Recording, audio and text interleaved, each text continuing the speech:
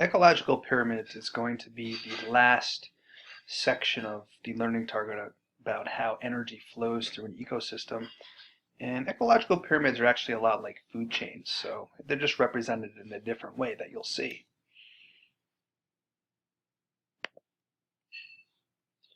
This is a typical ecological pyramid, or sometimes called the pyramid of energy. A couple of things I want to point out to you is that energy pyramids represent the amount of energy available at each level, or what's called a trophic level, T-R-O-P-H-I-C, of the energy pyramid. And one thing you should notice right off the bat is that the triangle, or the pyramid, gets smaller as you go up.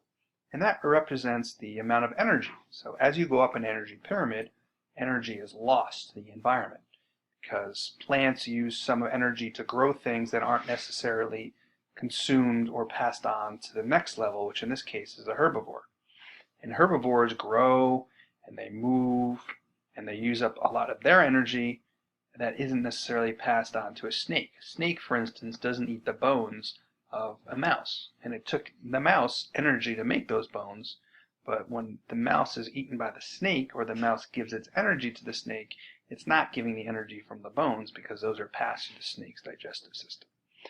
So the idea here is that as you go up an energy pyramid, there's not as much energy available at each level as there was before. The other thing you should notice here about this energy pyramid is that it's kind of just like a food chain, except stacked on top of each other. All food chains start with a producer, and the producer passes energy to a consumer, which is in this case a herbivore. The herbivores pass their energy to another consumer, or heterotroph, like a carnivore.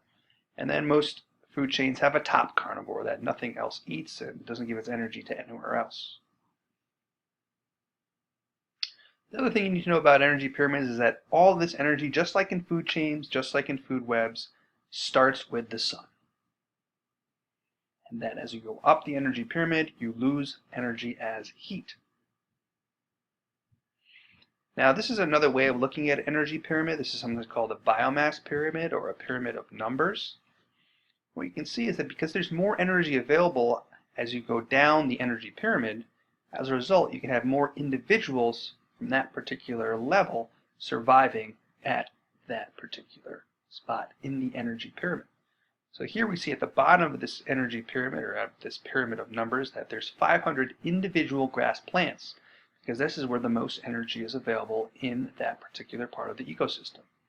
But I told you as you go up the energy pyramid, some of the energy is not passed on.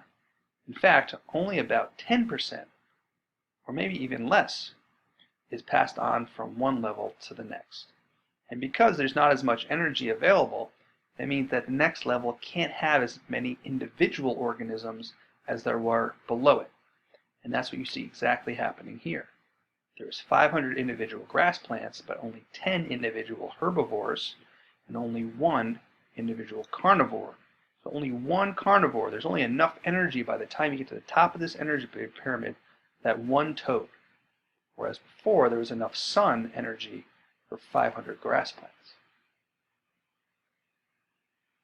So just in sum, you'll always find the greatest number of individuals at the bottom of a pyramid, and that's because that's where the most energy is, and as you go up the energy again, energy is lost as heat. This final diagram here is just kind of a summary of everything that we just talked about, and it's plugged in some different organisms. The sun here represents the beginning of the energy pyramid. The energy, as you know, is given from the sun to organisms that do photosynthesis, like autotrophs / producers. Autotroph producers take the forms of things like plants, like here you see cattails and algae, and they pass their energy on to the next level, and so on and so on. And as you see in the energy pyramid, as you go up, there's less and less energy available, because here after each level, some of that energy is getting used up and being lost as heat. So that concludes the last part of Learning Target 1 presentations. I chunked them up in different sections just so as you could see it, they're each distinct, but they're all related. You should know about all different topics so you can fully explain how energy is passed from one level to the next in an ecosystem. One thing you should do before you take the test for this particular learning target is practice making food chains and practice making food webs and also practice making energy pyramids. Until next time.